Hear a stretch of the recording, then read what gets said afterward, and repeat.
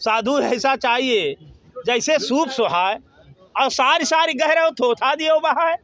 वो अपना कहते रहे, हम चलते कहें तू तो राम मैं सुमीर जग लड़ने दे। गरीब जनमानस जो तड़प रहा है, जिनको अंधभक्त बनाया जा रहा है, ये पूरे विश्व के लिए, पूरे देश के लिए तो यही तपस्या होती है कि आज राम भक्त या राष्ट्र भक्त या संविधान भक्त या लोकतंत्र भक्त बौद्ध भक्त को छोड़कर अंधभक्त बना रहे हैं। तो उनसे आप सवाल नहीं कर पाएंगे कि जो सरकारी जय श्री राम बोले वही राम भक्त होगा। अगर बैलेट से चुनाव होता है तो क्या मोदी जी सत्ता में नहीं रहेंगे? नहीं रहेंगे। बैलेट पेपर से हो जाए, निष्पक्ष चुनाव आयोग हो जाए तो 40 सीट देश में नहीं पाएंगे।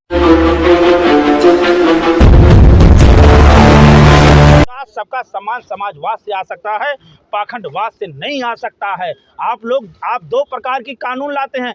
अमीर और गरीबों में कितनी बड़ी दूरी आ गई है। अब देखिए इसको, उत्तर प्रदेश में अखिलेश यादव ने पीडीए को जगाने का काम, उन्होंने कहा पीडीए मेरा भगवान है, पीडीए मेरा भगवान है, ये पिछड़ा मेरा भगवान है। यही कबीर साहब कहे थे, यही रविदास कहे थे, यही मानवता धर्म है। आप कोरोना काल याद कर लो, उस समय मंदिर में ताला क्यों बंद हो गया, उस समय मस्जिदों में ताला क्यों बंद हो गया? स्वामी जी देश का विकास कर रहा है, आप चाहते हैं हिंदू राष्ट्र बने या ना बने? हम ये चाहते हैं हमारा संविधान बचे, लोकतंत्र बचे।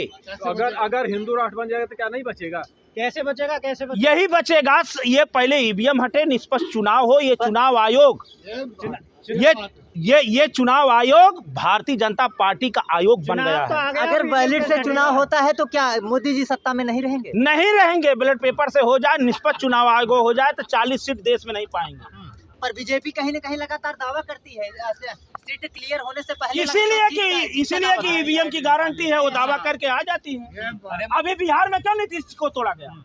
वो डर गए, वहाँ ईवीएम मशीन सेटिंग करना है, मुख्यमंत्री को तोड़ लो।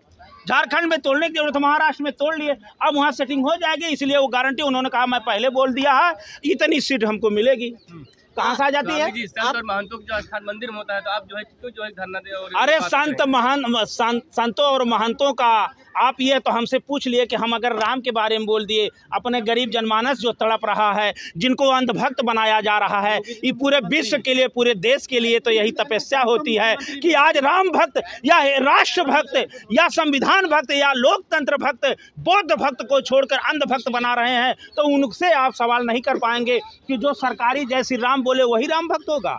जो अगर कहते संविधान सुरक्षित हो, क्यों राम राज तवे आया था, सेवरी के जूट को प्रभु राम खाए थे। आज आदिवासी को, दलित को, SC ST जितने लोग हैं सबको अधिकार कौन दे रहा है? संविधान के तहत दे रहा है। नहीं इससे पहले क्या था? आप मनुस्मृति पढ़ लो, शिक्षा देने का अधिकार नहीं था, पढ़ने का अधिकार नहीं था, बोलने का अधिकार नहीं था और चलने का अधिकार नहीं था, सीना तान के जाने का अधिकार नहीं था। ये मानो में किस तरह से आया? प्रभु की कृपा से आया, संविधान आया, जो संविधान के तहत आज हमें बोलने की भी आज़ादी है। ये आज़ादी भी छीन ली गई।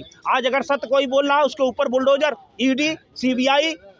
ये बताइए, आपको जयचंद कहेंगे बीजेपी वाले? अरे वो कुछ कहें, साधु ऐसा चाहिए जैसे सूप सुहाए और सारी सारी गहरे थोथा दियो बहाए। वो अपना कहते रहे, हम चलते कहें तू तो राम मैं सुमीर जग लड़ने दे। तो बाबा राम मंदिर बनने से आपको खुशी समझ रहे? तू तो राम मैं सुमीर जग लड़ने दे, कोरा कागज काली स्याही और पोथिया पढ़ाई व पढ़ने दे।